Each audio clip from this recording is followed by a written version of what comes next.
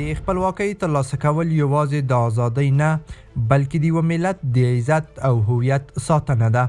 افغانان چې له ځان سره د لویو قدرتونو د ماتې لقب لري په 1919 زیږدیز کال کې د انګلیس قواو ته ستره ماتې او خپلواکي ترلاسه کړه. په همدې لړ کې افغانانو د خپلواکۍ لپاره د شوروي د اشغال په وړاندې بې شمېره قربانۍ ورکړې. د دې دوو لویو او سترو خپلواکیو وروسته هیواد د یوې بلې او سترې خپلواکۍ کوربه و چې د امریکا متحدینو څخه یې خپلواکي ترلاسه کړه. افغانان د خپل هیواد کلتور او دین دفاع وکړه. د نړۍ په تاریخ کې د مقاومت او شجاعت بې مثاله کیسه رامنځته کړه. افغانان په سختو شرایطو کې د خپل سرنوشت ټاکلو لپاره ودرېدل او د نه ستړي کیدونکو هڅو او قربانیو له لارې یې خپلواکي ترلاسه کړه. دا مبارزه نه یوازې د افغانستان بلکې د نړۍ لپاره یو زبردست مثال شو چې خپلواکي یوازې د ټینګې ارادې او قربانۍ له لارې ترلاسه کیږي.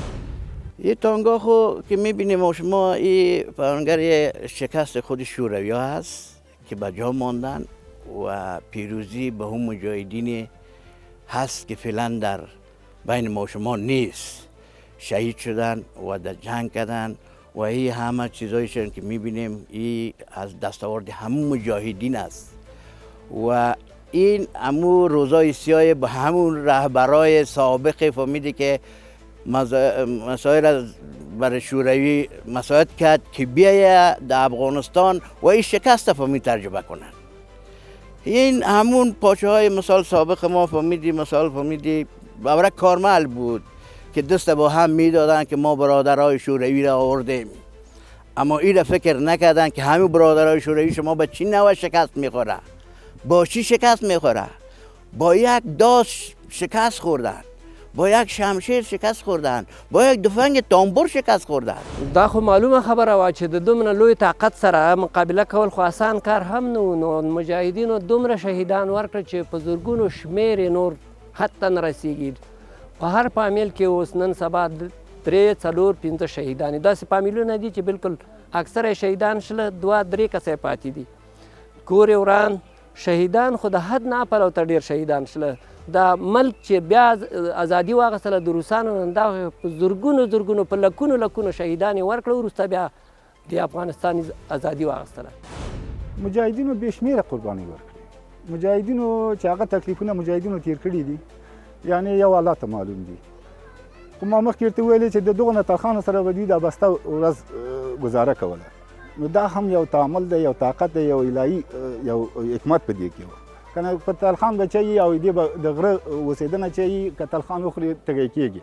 خو دا الله تعالی د مجاهدینو ته قدرت ورکړی و او د الله حکمت و چې دغه مجاهدین خدای پاک په دغه غره کې بوټي به یې خواړه خو د دښمن سره جنګېده، بوټي به یې خواړه د دښمن سره جنګېده، حتی د موږ مجوتونه یې واخیسته تخریب یې کړ. اینجا فهمیدی یک نفر که فعلا به رحمت خدا رفته با تفنگ تانپور در کوچه میدوید که شوروی آمده.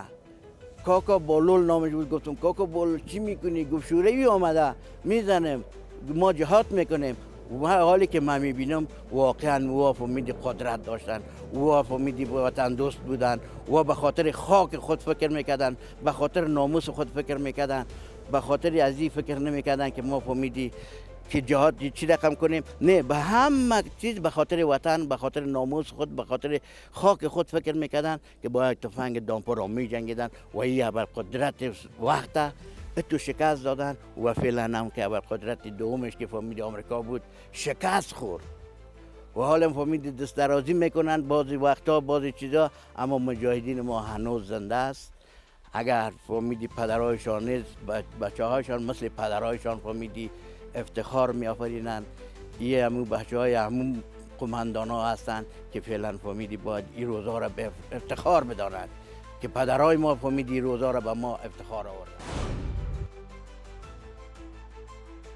دا چې دومره قربانۍ د څه په وړاندې ترسره شوې هغه ظلمونه او وحشتونو کیسه یې په داسې ډول ده.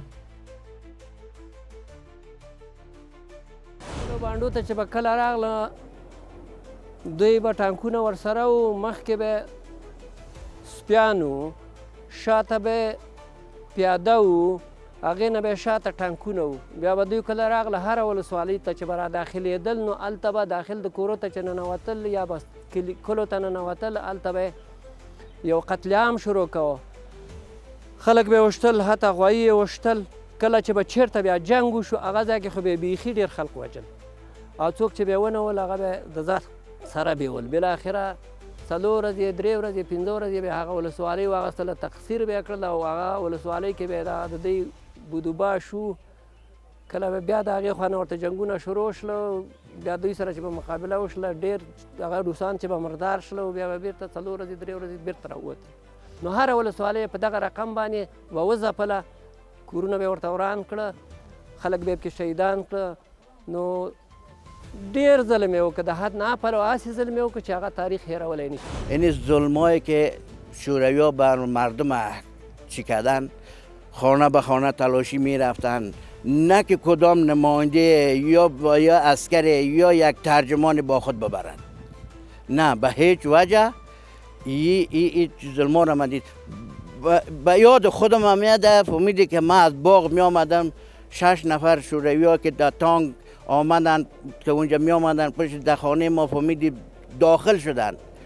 ما بوجه کشمش در بالا یا که سعی کردن همون کشمش با می دنبکشان میخوردن، جبا را پر کردن، یا را فهمیدی این بوجه را پشت کردن در تانک انداختن از خانه خود ما. دغه اوس موږ تاسې دا زه خپله بېسواده یم، که چې بېسواده پاتې یم خو د وروسانو د وخت نه بېسواده پاتې یم. که د وروسان نه وای راغلي، موږ به مکتبونه لرو، د موږ به مسجدونه مدرسې به هم هر څه به هم په حال وو، خو خلک په شو وروسانو کړي وروره. یو خر و دا به دې بار که یوې ونې بیخته به دې وروره شپه تېروله، خو مګم دغونه الحمدلله چې د افغانستان خلکو چاته سر نه دی ټیټ کړی، او نه به په قرم کې ټیټ کړي چې دغه ټول افغانستان هم در بدل شي، هېڅ دښمن به کامیاب.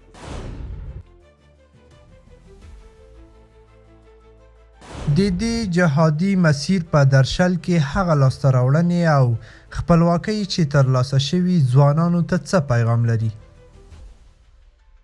ځوانان په اول قدم کې خو زما خپل نظر داسې دی چې ځوانان اول باید علم وکړي، ځان باید پوه کړي، ځان باید هوښیار کړي. تر څو ځوان هوښیار نه وي، عقل سلیم ونه لري، هغه نه ځان پېژندلی شي، نه خدای او نه پیغمبر پېژندلی شي، او نه جهاد پېژندلی شي، نه خاوره پېژندلی شي. چې حب الوطن من الایمان دغه هم ورڅخه درک نشته، چې عقل نه وي، عقل سلیم ورسره نه وي، حب الوطن من الایمان. نو مطلب باید اول ځان عالم کی، علم وکړي، پوهه حاصل کړي. په دوم قدم کې خپل ملک ته ارزښت ورکړي، څنګه چې الله جل جلاله وایي حب الوطن من الایمان. دوی باید د وطن سره مینه پیدا کړي، علاقه ورسره پیدا کړي. په پیسو باید ځان خرڅ نه کړي. موږ اکثره خلک دغه نوره نړۍ چې د دام غولی په پیسو باندې هم خرڅوي، په پیسو هم اخلي. کاش کې د دې غرور سره سره چې موږ دومره غرور لرو، دومره نوموړي خلق په ټوله نړۍ کې د افغانستان نوم لګیږي، خو کاش کې چې موږ دې نورې نړۍ په پیسو نه خرڅولی، په پیسو یې نه اخیستلی. نو باید په پیسو ځان خرڅ نه کړي، او د ملک ته باید په درنه سترګه وګوري. دا ملک زموږ مور ده، دا ملک زموږ پلار دی، د ملک سره باید مینه ولري، محبت ولري. این پیروزی را باید ما جوانای افغانستان که ما فعلا فهمیدی سنم ما اما من خود جوان فکر میکنم، این صحنه را که میبینم، این چیزا را که میبینم از مجاهدین، واقعا من خود جوان فکر میکنم. اما من باید به جوانا گفته های من همین است که این روز نادیده نگیره، این روز به حد اندازه فهمیدی افتخار به خود بدانه، به کشور خود بدانه که این روز دیگه بسیار بسیار کم اگر تکرار هم شده، این تکرار شده که امریکای برقدرت فهمیدی با شکست دادن. همین مجاهدینه که فهمیدی در کوها بودن، در سرها زندگی تشنگی و گشنگی را تیر کردن، که فعلا البته دولت اسلامی این آزادی را که او جوانا این آزادی به هیچ بسیار چیز آسان نامده. تو جوانای را فهمیدی ما شهید دادیم. یکی از قماندانایی که از قریه خود ما بود به نام قماندان خوانی، که واقعا او جوانی و او فامیلی که او داشت و حال یک بچهش هست فعلا، که ما حین مثل اون پدر برش احترام میکنیم که این پیروزی را اونا بر ما آورده و این شکست فهمیدی شوروی به آن چیز چسیده که فهمیدی در زندگی نخواد دیگه بچسد.